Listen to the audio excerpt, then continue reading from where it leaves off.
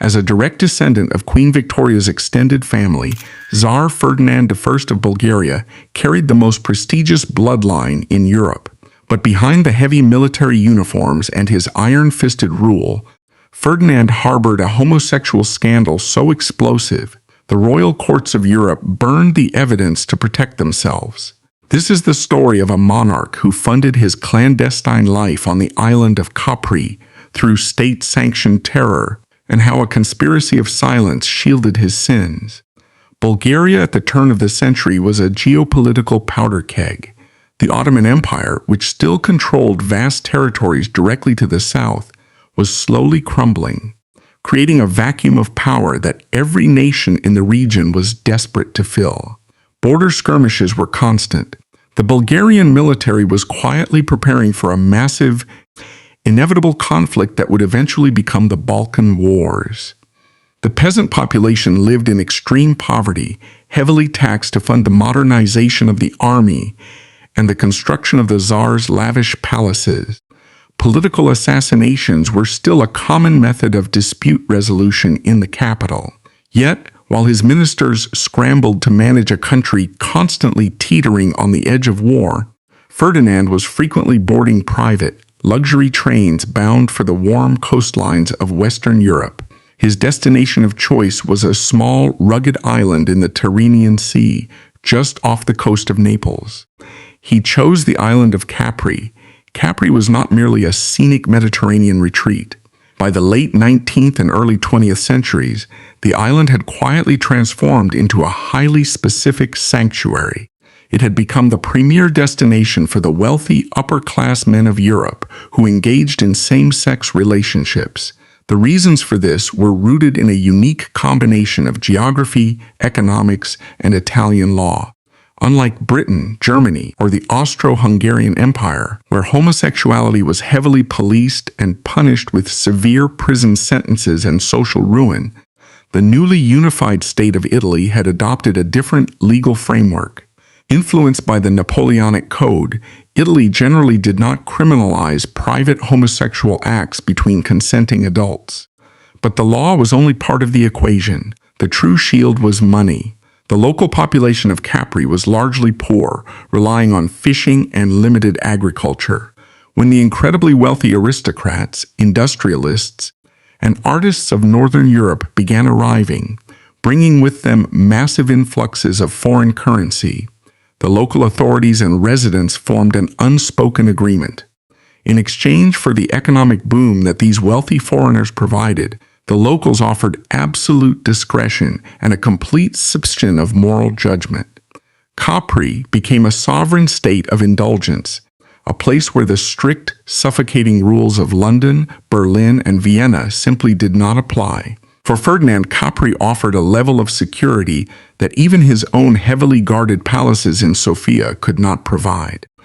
In Bulgaria, he was surrounded by spies, ambitious generals, and foreign agents eager to find leverage against him. Every servant was a potential informant. But on Capri, shielded by his diplomatic immunity and his limitless bank accounts, he could completely strip away the rigid, militaristic persona he was forced to wear in the Balkans. He did not travel there officially. He often traveled incognito, using minor aristocratic titles to avoid the formal protocols required of a visiting head of state, though everyone on the island knew exactly who he was. He rented magnificent villas overlooking the sea, surrounding himself with a carefully curated entourage, away from the watchful eyes of the conservative Bulgarian Orthodox Church and his political rivals.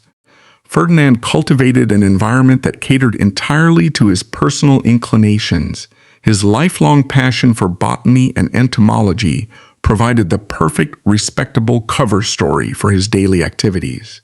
He would spend hours walking the rugged cliffs and hidden coves of the island, ostensibly hunting for rare butterflies or specific Mediterranean flora. In reality, these solitary excursions away from his main entourage allowed him to freely interact with the local population and the transient community of young men drawn to the island's unique atmosphere. The historical record, built from the private diaries of other wealthy expatriates, and the heavily encrypted intelligence reports sent back to European capitals, paints a vivid picture of a monarch who entirely discarded his royal dignity the moment he stepped off the boat. He was known to frequent the cafes and public squares, engaging openly with young Italian men, a behavior that would have instantly triggered a constitutional crisis had he attempted it in the streets of Sofia.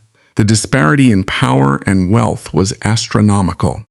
Ferdinand was a reigning monarch with access to state coffers. The young men he associated with were often poor laborers, fishermen, or minor servants drawn into the orbit of the wealthy expatriate community. He operated with the absolute confidence of a man who knew he was untouchable. He did not need to be subtle, because the two groups of people who could expose him, the local Italians and the European aristocrats sharing the island, were both deeply invested in maintaining the exact same secret. The presence of a reigning Tsar on the island was an open secret among the European diplomatic corps, the ambassadors stationed in Rome, and their spies who frequented the resorts of southern Italy sent detailed, highly classified reports back to their respective foreign ministries. The governments of Great Britain, Germany, France, and Russia knew exactly what the Bulgarian monarch was doing during his long absences.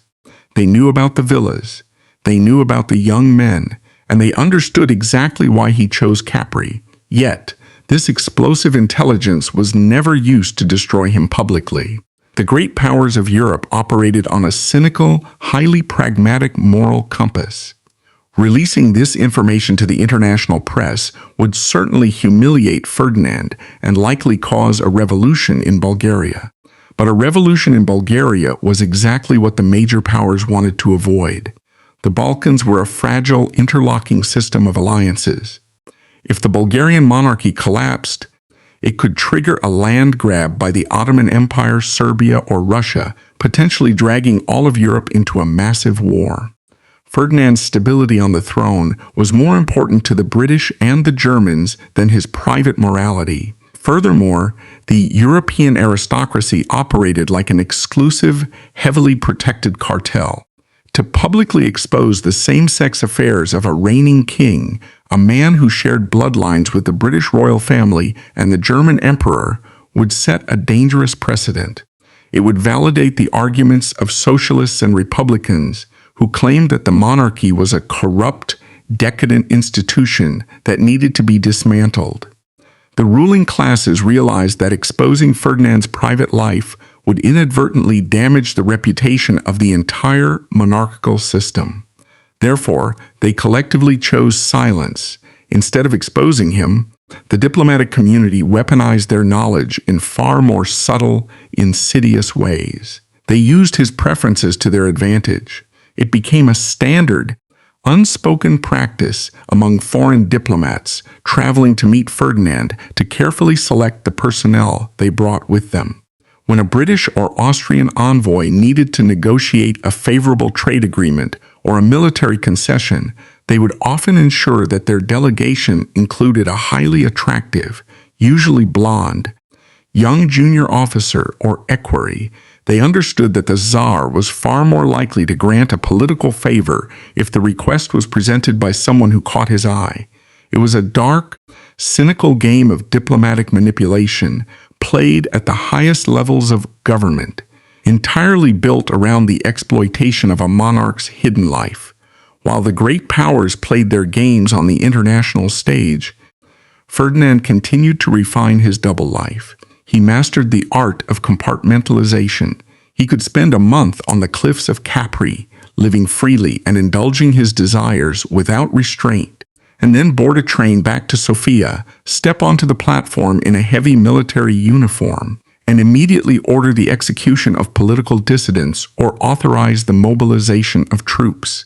The warm, liberal atmosphere of the Italian coast never softened his approach to ruling his own country.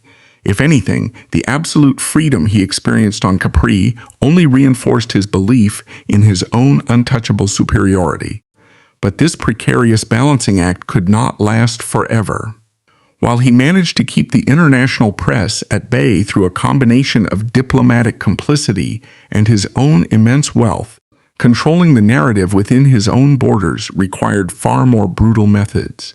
As his absences grew longer, and the rumors began to slowly trickle back to the cafes and military barracks of Sofia, Ferdinand realized that ignoring the whispers was no longer sufficient. He needed to actively crush anyone who dared to bring the secrets of the Mediterranean back to the volatile streets of the Balkans. He was about to turn the full, terrifying machinery of the state apparatus against his own people to protect the life he had built in the shadows. The transition from the sun-drenched, permissive cliffs of Capri back to the harsh, freezing realities of Sofia required a psychological shift that Ferdinand mastered with terrifying efficiency. The man who casually fraternized with Italian fishermen and wealthy European exiles would disappear the moment his private train crossed into Bulgarian territory. He would step onto the platform in the capital wearing the heavy, ornate uniform of a supreme commander, his face set in an expression of rigid, aristocratic disdain. He understood that the absolute freedom he enjoyed on the Mediterranean coast was paid for by the absolute control he had to maintain at home. In Bulgaria, the threat to his carefully constructed double life did not come from the illiterate peasant farmers or the working class, who viewed the Tsar as a distant, almost mythical figure. The danger came from the insiders. It came from the ambitious generals, the plotting ministers, and the men who had been entirely responsible for putting him on the throne in the first place. Foremost among them was Stefan Stambolov. Stambolov was a titan of Bulgarian history. He was the fierce, deeply nationalistic prime minister who had essentially functioned as the country's dictator during the chaotic early years of Ferdinand's reign. It was Stambolov who had ruthlessly crushed the pro-Russian uprisings, silenced domestic opposition, and provided the stability that allowed Ferdinand to keep his crown. However, the relationship between the two men was toxic from the beginning. Stambolov viewed the Tsar as a weak, overly perfumed foreign puppet who owed his entire existence to the prime minister's brutality. Ferdinand, conversely, deeply resented being reliant on a man he viewed as a coarse, unrefined peasant. As Ferdinand slowly built his own network of loyal officers within the military, he began to strip away Stambolov's power. The tension reached a breaking point in 1894, when Ferdinand finally felt secure enough to force Stambolov's resignation. Stripped of his authority and humiliated, Stambolov realized that his life was now in immediate danger. Without the protection of his office, he was surrounded by enemies he had made during his brutal tenure. Desperate, angry, and seeking to severely damage the monarch who had discarded him, Stambolov decided to deploy the ultimate political weapon. He chose to break the unspoken rule of the European elite. He decided to tell the truth. In the spring of 1895, Stambolov granted an explosive interview to the Frankfurter Zeitung. Drawing on his intimate access to the palace, he laid bare Ferdinand's political weaknesses, his deep paranoia, and his subservient maneuverings toward Russia. For the Tsar, this public humiliation was a direct threat to his authority. On July 15, 1895, Stambolov was ambushed in the center of Sofia by Macedonian extremists armed with yatagans. The attack was extraordinarily vicious, leaving him to die in agonizing pain 3 days later. While the assassins had their own political motives, the state's failure to protect Stambolov and the timing of the murder were unmistakable. Ferdinand had fostered an environment where the elimination of his greatest domestic rival was permitted. This calculated political terror inadvertently created the perfect shield for Ferdinand's personal secrets. The brutal death of Stambolov sent a chilling message across the country. Crossing the Tsar meant immediate lethal consequences. The silence in Sofia became absolute. With the greatest domestic threat eliminated, Ferdinand felt increasingly emboldened to pursue his interests within the heavily guarded walls of his own palaces. While Capri remained his sanctuary for uninhibited freedom, His daily life in Bulgaria required a different approach. He could not roam the streets of Sofia looking for companionship. Instead, he utilized the staggering power imbalance inherent in his position as an absolute monarch. Historical accounts from courtiers and foreign observers paint a consistent picture of a man who preyed almost exclusively on his subordinates. Ferdinand's preferences were specific. He favored young, robust, often blonde men from the lower ranks of the military or the palace staff. The dynamics of these encounters were entirely dictated by power. He was not seeking romantic equals. He was seeking compliance. He operated with a brazen arrogance that tested the limits of what his silent court would tolerate. In one widely documented instance, Ferdinand took a sudden, intense interest in a young, exceptionally handsome mail carrier employed by the German military attaché in Sofia. The young man had little education and no diplomatic experience. Yet within weeks, Ferdinand had him transferred into the royal household, inventing a highly lucrative, entirely fictitious position for him. The former mail clerk was officially designated as the Tsar's official reader of German newspapers. Every member of the court, every minister, and every foreign diplomat knew exactly what this title actually meant, but the terror instilled by Stambolov's fate ensured that no one said a word. Similar promotions occurred regularly. A junior military cadet would catch the Tsar's eye during a parade and suddenly find himself elevated to the position of a personal aide-de-camp, granted direct, unfiltered access to the monarch's private quarters. On one occasion, a frantic minister of war urgently needed the Tsar's signature on a critical military document. After searching the palace, he finally tracked Ferdinand down to a secluded garden pavilion, only to discover the supreme commander of the Bulgarian armed forces enjoying a private, highly intimate picnic with a teenage cavalry recruit he had met only days prior. These were not isolated incidents. They were a systemic pattern of behavior. Ferdinand weaponized his authority to access the young men he desired. He possessed the power to lift a peasant soldier out of poverty, grant him a comfortable life in the palace, and shield him from the brutal realities of military service. Conversely, he possessed the power to completely destroy the life of anyone who rejected his advances or spoke of them afterward. In this environment, the concept of consent was entirely compromised. It was an exploitative system, dressed up as royal favor and backed by the threat of state violence. Yet, relying solely on fear and the memory of a hacked-to-death prime minister was not enough for Ferdinand's meticulous nature. As the years passed, he sought to institutionalize the silence surrounding his life. He wanted a legal mechanism to crush dissent before it even began. In 1904, Ferdinand pushed his compliant government to pass a sweeping new press law. On paper, it was framed as a necessity to maintain public order and protect the dignity of the state. In reality, it was designed to create an impenetrable legal fortress around the Tsar's personal life. The law made it a severe criminal offense to publish any material that insulted, criticized, or even closely scrutinized the monarch and the royal family. It granted the police the power to immediately confiscate newspapers, shut down printing presses, and imprison editors without trial if they crossed the invisible line of royal displeasure. Combined with a sprawling, fiercely loyal secret police force that monitored conversations in cafes and read the private mail of military officers, the press law effectively sterilized the Bulgarian media. The rumors of what happened on Capri, or the sudden, inexplicable promotions of handsome young guardsmen, were confined entirely to hushed whispers behind closed doors. The public image of the Tsar was legally mandated to be one of stern, unwavering orthodox morality and militant patriotism. By the early years of the 20th century, Ferdinand had achieved total control over his narrative. He had survived the disgust of Queen Victoria, outmaneuvered the Russian Empire, discarded the wife who had given him heirs, and violently silenced his greatest domestic rival. He had built a system where foreign diplomats actively facilitated his desires to gain political leverage, and his own subjects were legally terrified into pretending those desires did not exist.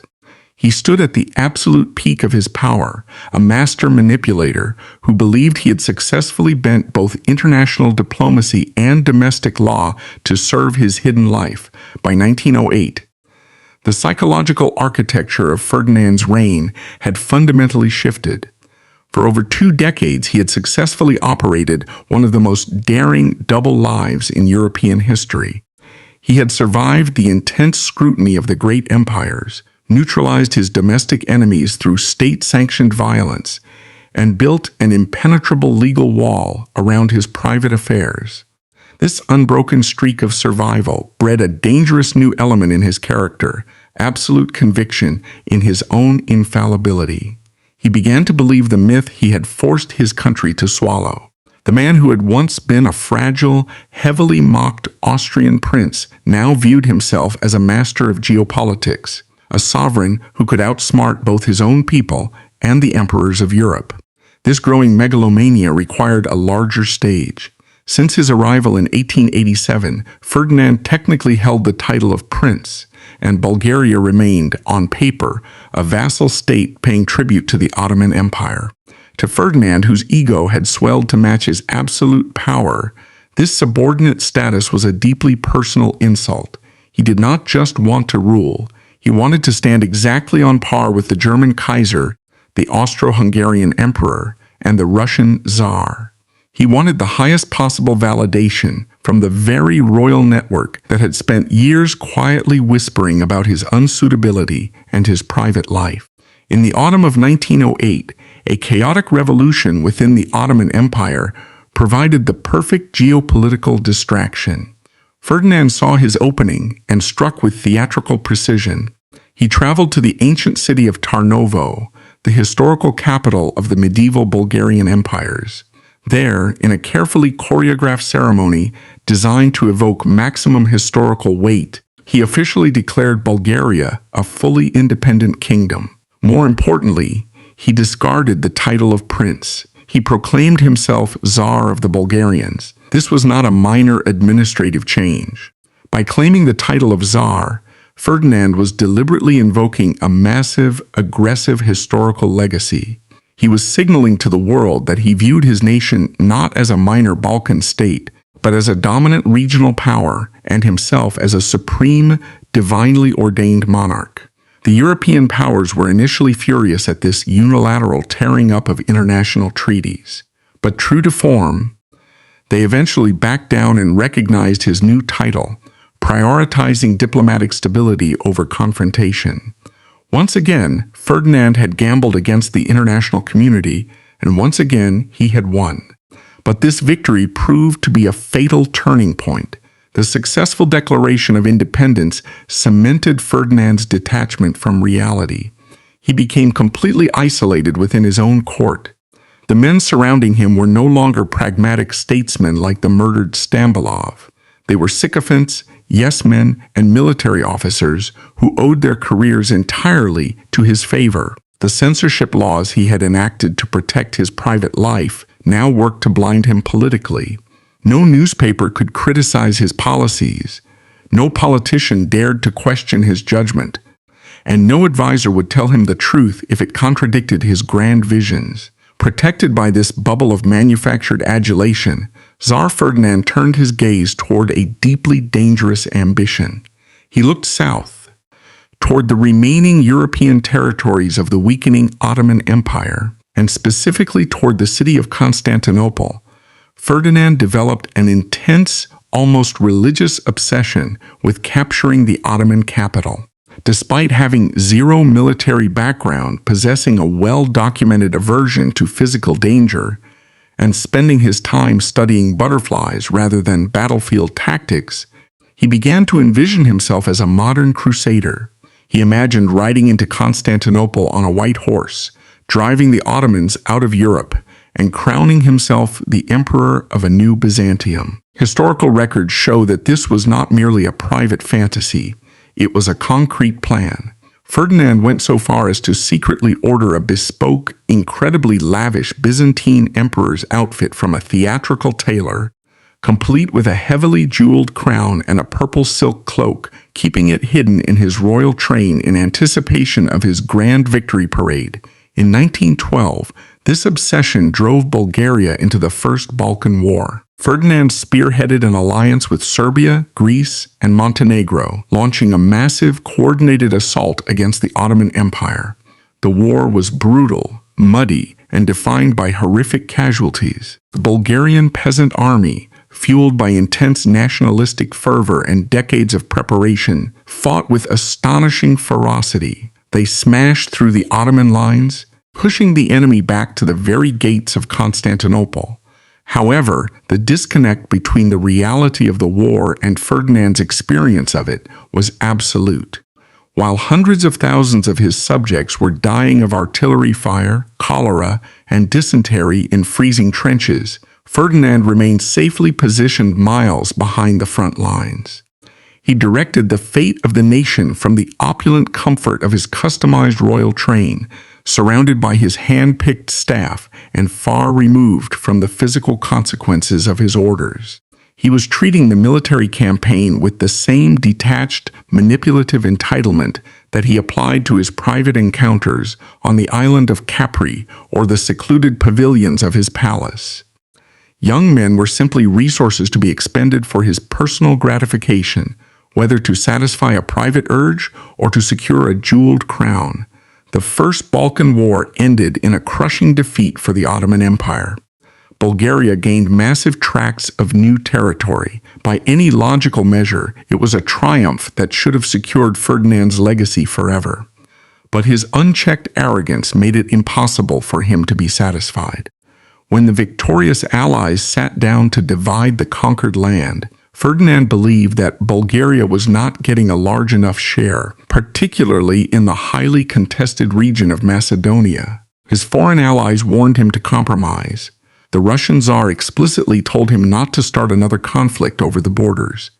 But Ferdinand, surrounded only by men who nodded at his every word, refused to listen. He believed he was smarter than the diplomats of London and St. Petersburg. He believed his army was invincible. He believed that the rules of consequence simply did not apply to him. In June 1913, acting almost entirely on his own authority, Ferdinand made the most catastrophic decision of his life.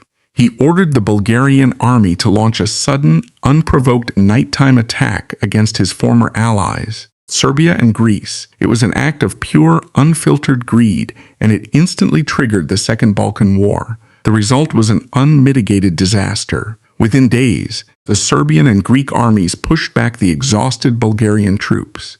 Seeing Bulgaria's sudden vulnerability, Romania invaded from the north, marching unopposed toward Sofia. Simultaneously, the Ottoman Empire counterattacked from the south, easily reclaiming the territories they had lost just months prior. Bulgaria was completely surrounded, outgunned, and diplomatically isolated. Ferdinand's army, the tool he had spent decades building and taxing his people into poverty to maintain, collapsed under the pressure of fighting enemies on all four borders. Within a month, Bulgaria was forced to surrender unconditionally. The peace treaty was a humiliation. Ferdinand lost almost all the territory his soldiers had bled for in the First War, plus a massive section of Bulgaria's most fertile agricultural land to Romania. The geopolitical standing of the country was ruined.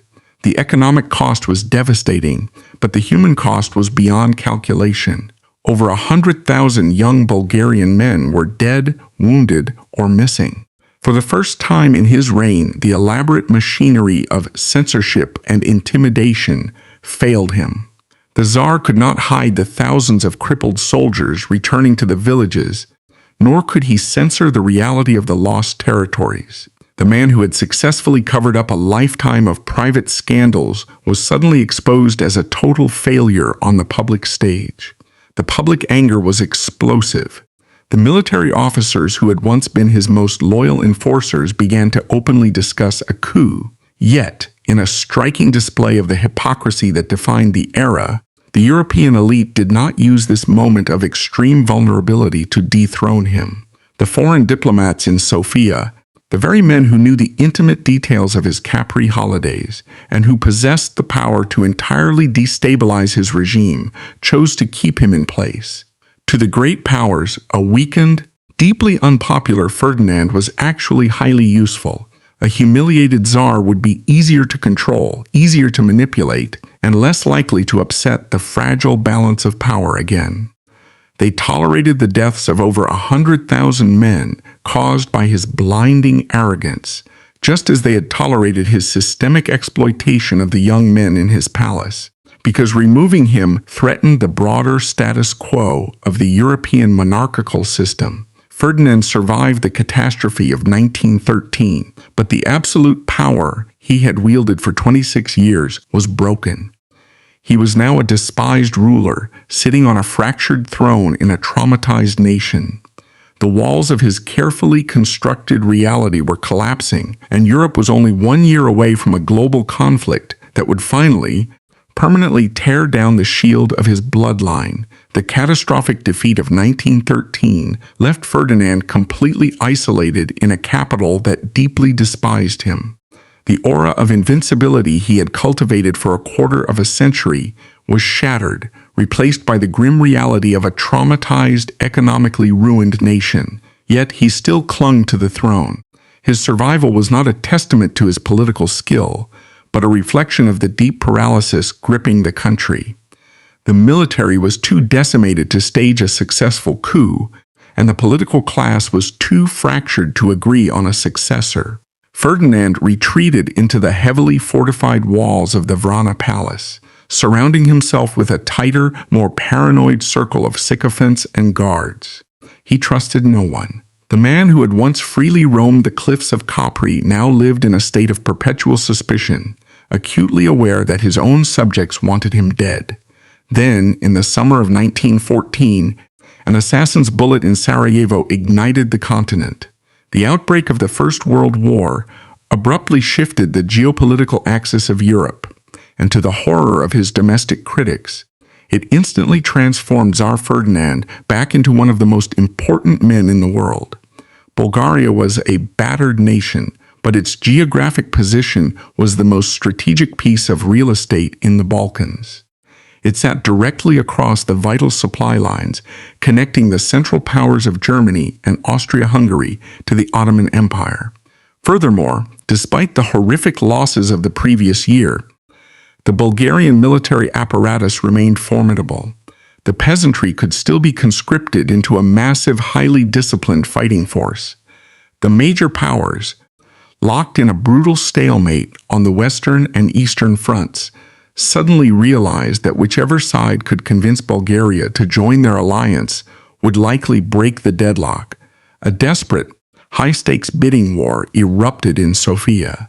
The very diplomats who had spent years snickering at Ferdinand's effeminate manners, exchanging classified memos about his private indiscretions, and exploiting his desires for young men, now arrived at his palace with open checkbooks and promises of vast territorial expansions. The Entente, Great Britain, France, and Russia sent envoys pleading with Ferdinand to join them, but their diplomatic position was fundamentally compromised. To satisfy Bulgaria's demands, the Entente would have to force their ally, Serbia, to hand back the Macedonian territories it had seized from Bulgaria in 1913. Serbia vehemently refused. The British and French offered vague promises of future compensation, but Ferdinand, a man whose entire life was built on calculated leverage and immediate gratification, had no use for vague promises. He also harbored a deep, simmering hatred for the British royal family. The descendants of Queen Victoria still viewed him as a vulgar, embarrassing anomaly. Aligning with them offered him no personal satisfaction. Germany and Austria-Hungary, however, understood exactly how to manipulate the Tsar. They did not appeal to his morality or his sense of international duty. They appealed directly to his greed, his vanity, and his burning desire for revenge. The German Kaiser promised Ferdinand everything he wanted: the immediate return of the lost territories in Macedonia, the total destruction of Serbia, and a massive infusion of gold to prop up his bankrupt government. For Ferdinand, the alliance with Germany was a brutally cynical calculation to erase the humiliation of 1913. Dismissing the desperate warnings of his domestic politicians and an exhausted population, he mobilized the army once more. By 1915, the fiercely independent Bulgarian peasantry was marched into the frozen, mud-filled trenches of a static war of attrition. While the state's economy collapsed and soldiers succumbed to typhus, Ferdinand remained completely insulated. The predatory dynamics that had defined his peacetime court continued uninterrupted against the backdrop of a national slaughter.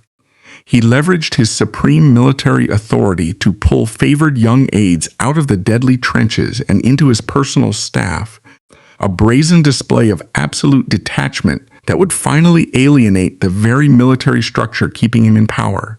By September 1918, the breaking point finally arrived. The Entente forces launched a massive, coordinated offensive at the Battle of Dobro Pole. The Bulgarian defensive lines, stretched incredibly thin and manned by soldiers who had been starved and abandoned by their high command, finally shattered. The defeat was not born of cowardice, but of absolute physical and psychological exhaustion.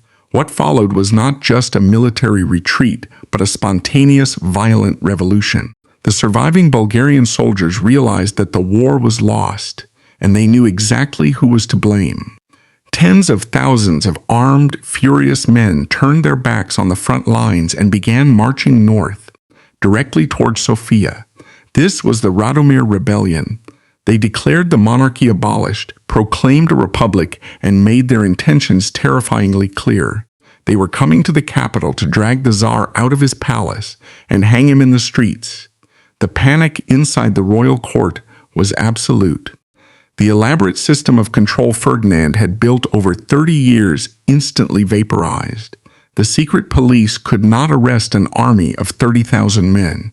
The censorship laws meant nothing to soldiers dragging heavy artillery toward the palace gates. The foreign diplomats, seeing that the regime was doomed, began packing their bags.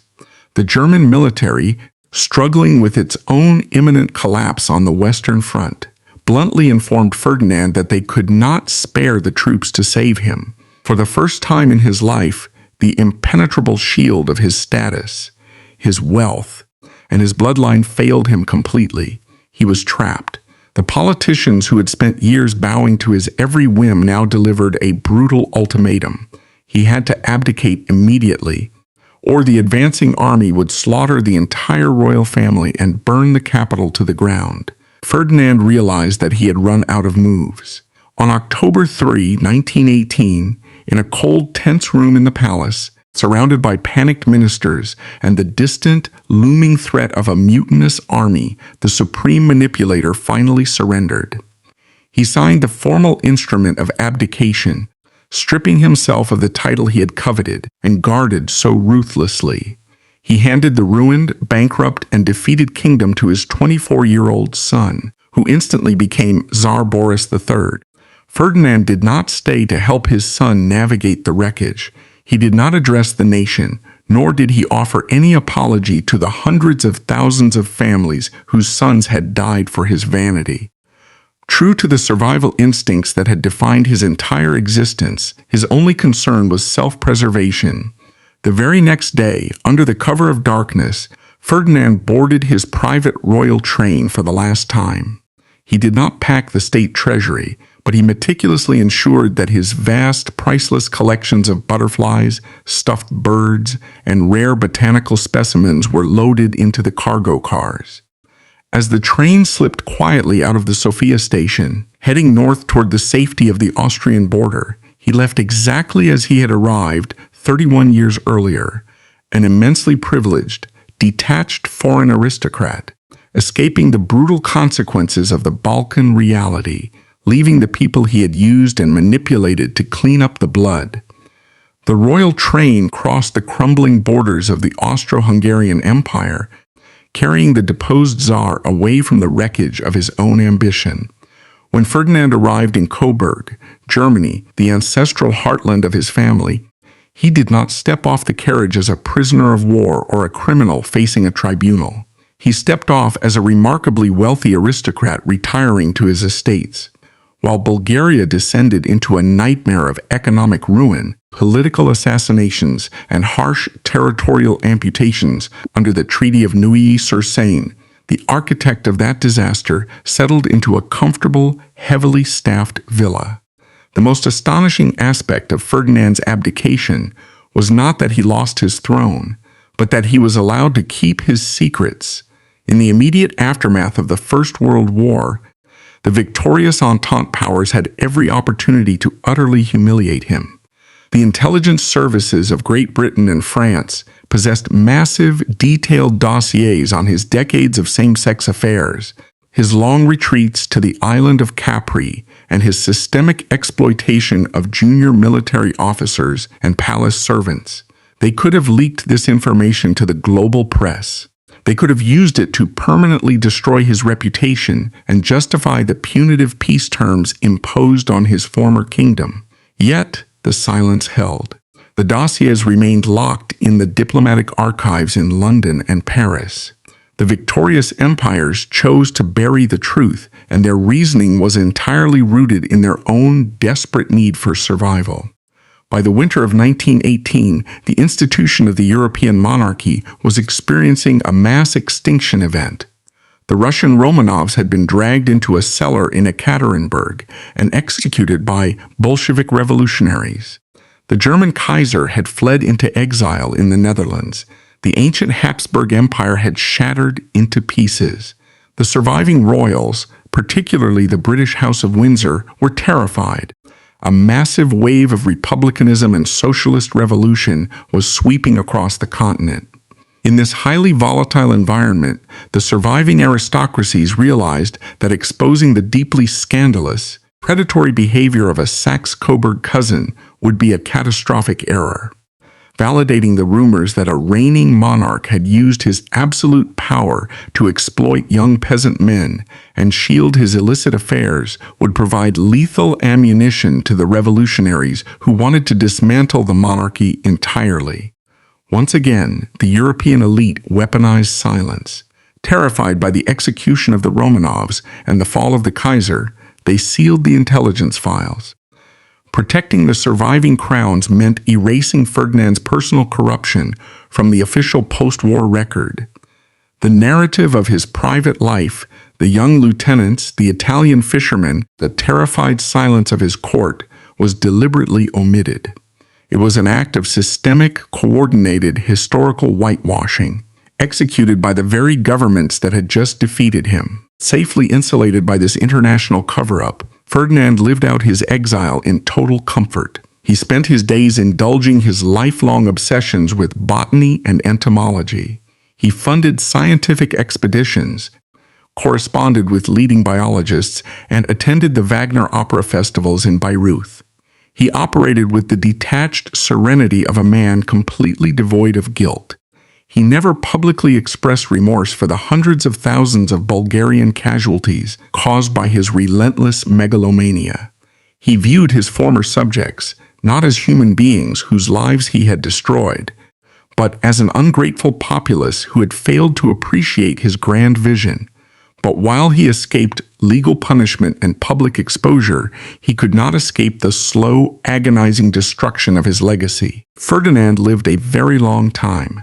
He survived for 30 years after his abdication, long enough to watch the dynasty he had so ruthlessly built be systematically annihilated. He watched from afar as his eldest son, Tsar Boris III, inherited a fractured, volatile nation. Boris spent his entire reign navigating the political minefield his father had created, ultimately dying under mysterious circumstances during World War II. When the communist regime finally abolished the Bulgarian monarchy in 1946, the destruction of Ferdinand's dynasty was complete. He died in 1948 at the age of 87, outliving his kingdom, his heirs, and the empires that had once protected his secrets, leaving behind a legacy built on devastating wars and carefully curated lies.